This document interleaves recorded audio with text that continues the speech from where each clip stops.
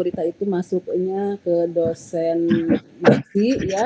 Nah itulah dosen-dosennya untuk AFM ya, karena AFM ini ada 7 kelas, jadi ada beberapa tambahan dosen yang lainnya ya. Di awal ya, di awal kita sudah saya sudah memberikan sebetulnya untuk materi manajemen keuangan. Barangkali ada dari mahasiswa baru ini yang background S1-nya bukan ekonomi ya, makanya saya berikan sekilas tentang materi daripada manajemen keuangan dasarnya gitu ya. Sebetulnya kalau untuk ekonomi itu ya, untuk apalagi untuk manajemen ya, itu bisa kita pelajari ya, itu juga cepatlah untuk dipahaminya ya. Lain dengan seperti misalnya kayak teknik gitu ya, itu kan harus langsung praktek, apalagi misalnya kayak teknik sipil gitu ya, arsitek. Tapi kalau untuk manajemen itu ya, kita bisa baca-baca, itu juga bisa langsung dipahami. Nah, di sini dikatakan manajemen keuangan merupakan salah satu bagian utama dari ilmu manajemen. Karena kita tahu ya, kalau manajemen itu kan ada manajemen pemasaran, ada manajemen SDM, strategik, operasional gitu ya. Nah, itu adalah manajemen keuangan itu adalah salah satu bagian dari ilmu manajemen tadi. Di mana kita tahu ya, manajemen itu adalah mengelola, memanage, mengatur gitu ya. Ilmu yang mengelola atau memanage ataupun mengatur apa? Manajemen keuangan, mengatur tentang keuangan, manajemen sumber daya manusia, mengatur tentang sumber daya manusia, dan seterusnya. Jadi kita bisa simpulkan bahwa memang manajemen ini ya sebagai salah satu bagian dari ilmu manajemen tadi ya. Ada yang mau disampaikan, silakan. Kalau tidak, kita lanjutkan saja ya. Ini ada beberapa pengertian daripada manajemen keuangan. Ini adalah yang sangat penting di dalam manajemen keuangan ya. Ini adalah kalau misalnya ini ada pengertian daripada manajemen keuangan.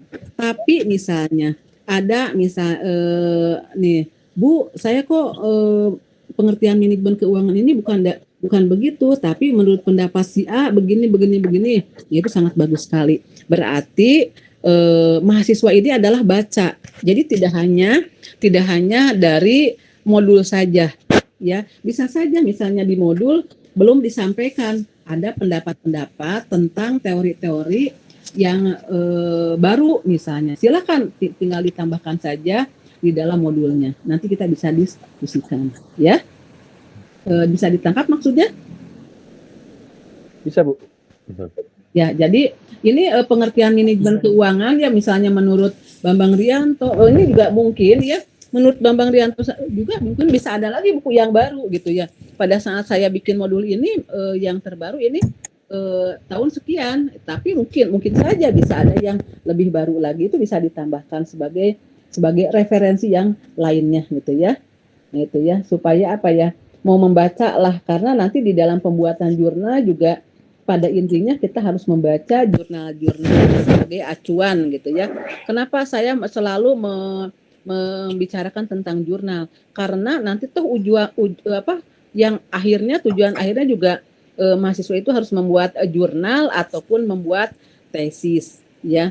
Tesis sama juga ya, tetap harus membaca jurnal-jurnal penelitian terdahulu. Ya, kalau saya sih kalau di pembuatan jurnal memang saya paling seneng gitu ya, karena apa istilahnya ya, banyak menggali ilmu-ilmu baru gitu ya.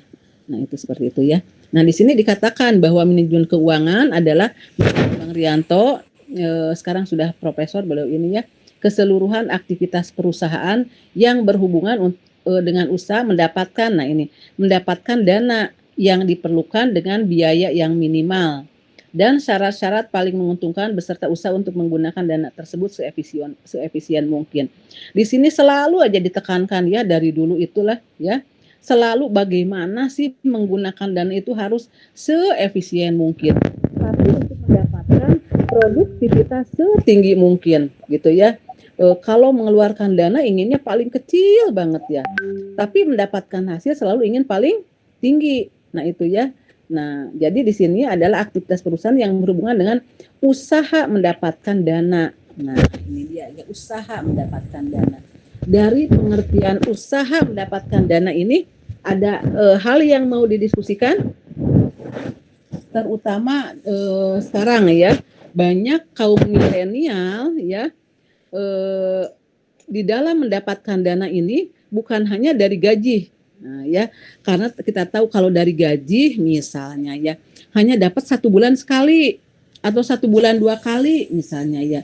Sementara kebutuhan ini semakin lama semakin banyak. Nah, bagaimana caranya untuk mendapatkan dana? Misalnya dengan cara investasi. Nah, investasinya di mana saja misalnya bisa di pasar uang, udah biasa ya kalau investasi di pasar uang, baik di dalam bentuk tabungan, giro ataupun deposito. Atau misalnya dalam bentuk investasi pasar modal. Nah, kemarin ada nih yang investasi di mana? Kripto ya, ada lagi yang di mana tuh di namanya apa ya?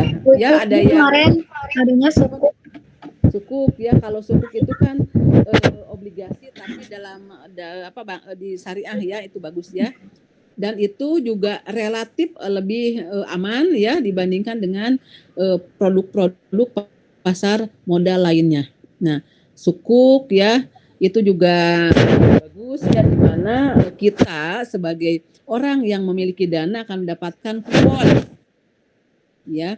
Kalau di bank konvensional namanya obligasi ya, kalau di bank syariah namanya sukuk ya. Ada juga reksadana dan lain sebagainya. Jadi produk-produk di pasar modal ini juga banyak yang syariah, tidak perlu takut ya, karena di situ ada Dewan Syariah Nasional yang akan mengawasi. Misalnya kayak saham-saham ISSI, saham JII ya, Jakarta Islamic Index dan sebagainya ya. Jadi tidak perlu takut ya. Kita juga harus pandai-pandai dan kita harus tahu betul kira-kira saham apa yang akan kita beli untuk mendapatkan dana ini ya, karena kalau kita berinvestasi kan pasti juga tujuannya ingin mendapatkan return, ingin mendapatkan dana, tapi tentunya ada risiko yang harus yang harus nanti yang akan kalau kita berinvestasi di pasar modal misalnya dan untuk saham pasti ada risikonya. Risikonya apa? Misalnya capital loss gitu ya. Atau misalnya perusahaannya dilikuidasi gitu ya. Gitu. Jadi kalau kita berinvestasi di pasar modal itu harus pintar-pintar, harus selektif, harus bisa melihat gitu ya peluang-peluang mana kira-kira saham yang layak untuk kita miliki. Ya. Yang selanjutnya, nah prinsip manajemen keuangan yaitu konsistensi, ya udah jelas ya, kontabilitas. Nah ini dia yang paling penting nih, transparan. Ya, kalau perusahaan tersebut ya menerapkan manajemen keuangannya atau keuangan ini transparan, saya kira tidak akan ada lagi yang namanya saling fitnah, saling sangka, atau misalnya adanya hal-hal lain yang bisa merugikan perusahaan. Ya, kalau semuanya transparan, semuanya terbuka, nah itu juga tentunya akan memudahkan manajer keuangan di dalam mengelola keuangannya. Nah, masalah keuangan akan terjadi akibat adanya tidak transparansinya bagian-bagian yang ada hubungannya dengan keuangan. Lalu kelangsungan hidup, integritas, pengelolaannya harus bagus sama standar akuntansi. Itu adalah prinsip daripada manajemen keuangan. Ada yang mau disampaikan? Silakan. Ibu, kalau Ya. pengertian manajemen keuangan menurut Pak Bambang Rianto tadi itu memang tidak spesifik tujuannya menghasilkan laba ya Bu ya. Jadi di situ penekanannya pada usaha mendapatkan dana dan menggunakan dana tersebut seefisien seefektif mungkin. Tapi tidak spesifik disebutkan untuk tujuannya mencapai laba yang diharapkan seperti Ya, itu Bu. terima kasih ya. Sama teteh siapa ini? Belum kelihatan soalnya. Vera Ibu. Ya, Vera dari Jogja. Wah, sekarang di Jogja itunya? Tinggalnya di Jogja Bu. Iya, di Jogja. Ya, berapa bulan yang lalu saya ke HH ya, itu masih aman-aman saja lah. Setelah itu PPKM-nya cukup lumayan ketat ya. Ke Jogja beberapa hari waktu itu ya. Nah, itu ya. Jadi terima kasih ya. Memang ya